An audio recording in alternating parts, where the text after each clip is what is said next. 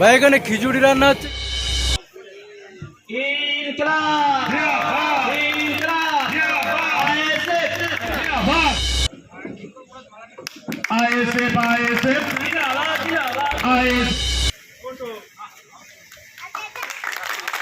সবাই একটু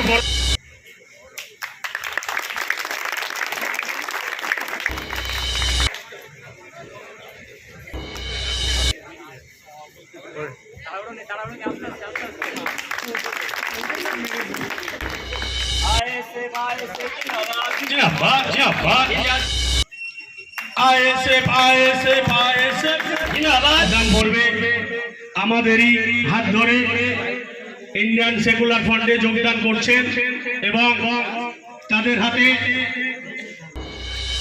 D9 বাংলার আমি আনসার আলী। এই মুহূর্তে আছি হাদিপুর জিগড়া 2 হাড়োয়া বিধানসভা এবং দেগঙ্গা থানার মধ্যে। ভাই এখানে খিচুড়ি রান্না হচ্ছে, কি ব্যাপার ভাই? আইএসএফের মিটিং। কত হাঁড়ি খিচুড়ি রান্না হবে? 4-5 হাঁড়ি। কড়ি হয়েছে রান্না? সবে 2 হাঁড়ি রান্না। তো দেখতে পাচ্ছ বন্ধুরা, এখানে আইএসএফ এর মিটিং আছে এবং সেই সঙ্গে টিএমসি থেকে এখানে জয়েন হবে, আইএসএফ এর দলে তারা অন্তর্ভুক্তি হবে, যার জন্য এখানে খিচুড়ি রান্না হচ্ছে। দেখো তার প্রস্তুতি। এই দেখতে পাচ্ছেন এটা জামালপুর, তাই তো? এটা হাড়োয়া বিধানসভা দেগঙ্গা থানা, হ্যাঁ, হাদিপুর জিগড়া 2 পঞ্চায়েত। এটা বিধানসভা ক্ষেত্র পড়ে হাড়োয়া বিধানসভা এবং দেগঙ্গা থানার মধ্যে পড়ে হাদিপুর জিগড়া 2। দেখতেই পাচ্ছ এখানে আইএসএফ এ জয়েন করবে। সেন্ডটা তো খুব ভালোই হচ্ছে, মনে হয় টেস্টফুল হবে। এদিকে চিকেন টিকেনের ব্যবস্থা আছে ভাই?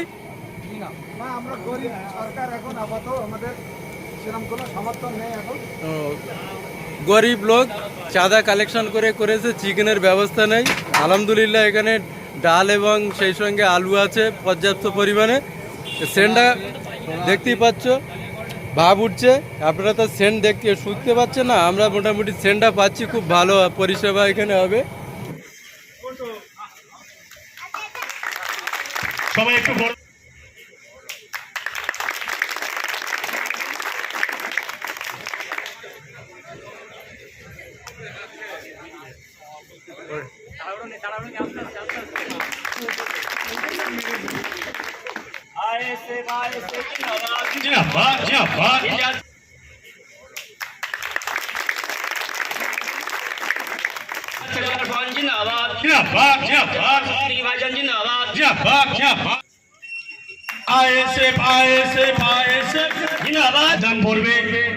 আমাদেরই হাত ধরে ইন্ডিয়ান সেকুলার ফ্রন্টে যোগদান করছেন এবং তাদের হাতে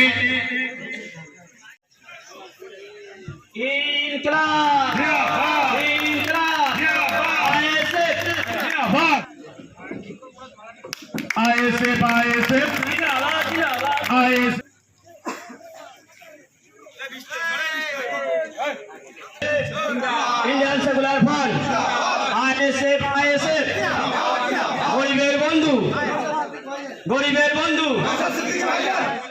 গরিবের কণ্ঠস্বর ইন্ডিয়ান সেকুলার ফ্রন্ট।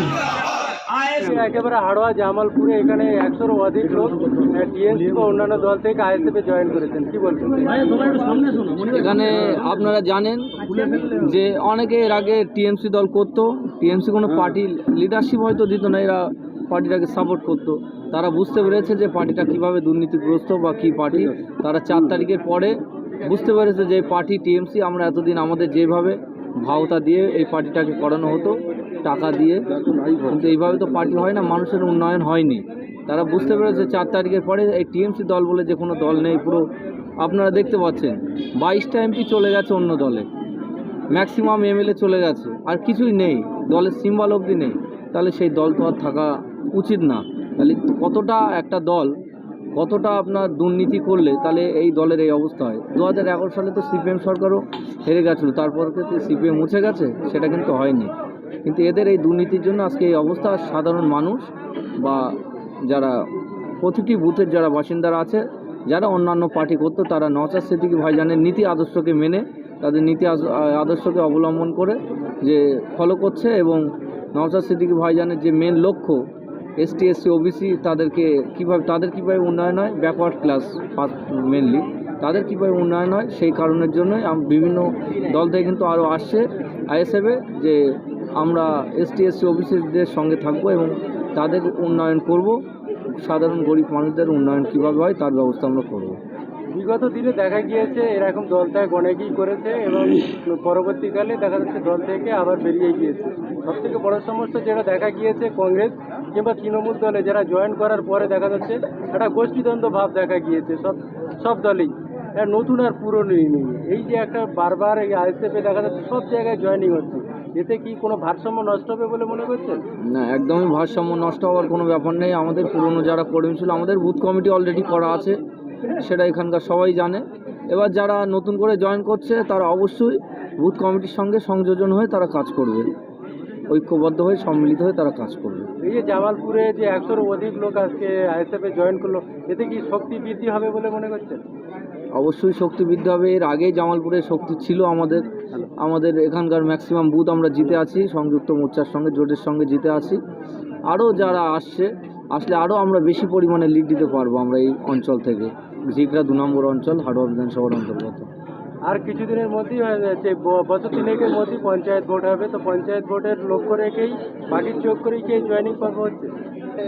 অবশ্যই panchayat vote, not only panchayat vote, এটা পার্টি প্রতিটি বুথে ইন্ডিয়ান সেকুলার ফ্রন্টকে কীভাবে শক্তিশালী করা যায় তার ব্যবস্থা আমরা করছি এবং বুথ সংগঠন যাতে শক্তিশালী হয় সেই কারণের জন্য আরও বেশি বেশি করে জয়েনিং চলছে এবং বুথে আমরা শক্তিশালী সংগঠন করছি, ঐক্যবদ্ধভাবে সংগঠন করতে চাইছি। সংগঠনটা আমাদের লক্ষ্য না, আমাদের মেন লক্ষ্য বুথের যারা গরিব মানুষ আছে, যারা পিছিয়ে পড়া মানুষ আছে তাদের পাশে থাকা, তাদের পাশে থেকে তাদের কীভাবে সুবিধা দেওয়া যায় প্রতিটি পঞ্চায়েত থেকে, তাদের যে পঞ্চায়েত থেকে যেসব আপনার এগুলো আসে, উন্নয়ন প্রকল্পগুলো আসে, সেই প্রকল্পের সুবিধা যাতে এই জামালপুরবাসীরা পায়, নট অনলি জামালপুর, এই অঞ্চল বা এই বিধানসভা পায় তার ব্যবস্থা প্রতিটি বুথে আমরা করছি। সম্প্রতি দেখা গিয়েছে কলকাতায় একটা বিল্ডিং পুড়ে গিয়েছে, খবর এমনটাই যে 9 তলার মধ্যে ইভিএম বাক্স ছিল, কিন্তু ঘটনাক্রমে 7 তলা থেকে লাফ মেরে 9 তলায় আগুন ধরলো, 8 তলা ঘরটা অক্ষত। কি বলবেন? ওই তদন্ত সাপেক্ষ, এগুলো তো বলা যায় না। সরকার তো বললো যে এটা তদন্ত করব, তদন্ত অবশ্যই হোক। আমিও একজন আইনের লোক হয়ে আমি বলছি যে অবশ্যই তদন্ত হওয়া দরকার, যে কে করেছে বা কারা করেছে। সেইভাবে যদি হয়, সেরকম যদি ইচ্ছাকৃতভাবে আঙুলটা লাগানো হয়, তাহলে আইন মোতাবেক শাস্তি অবশ্যই দেওয়া উচিত বা দেওয়া হবে।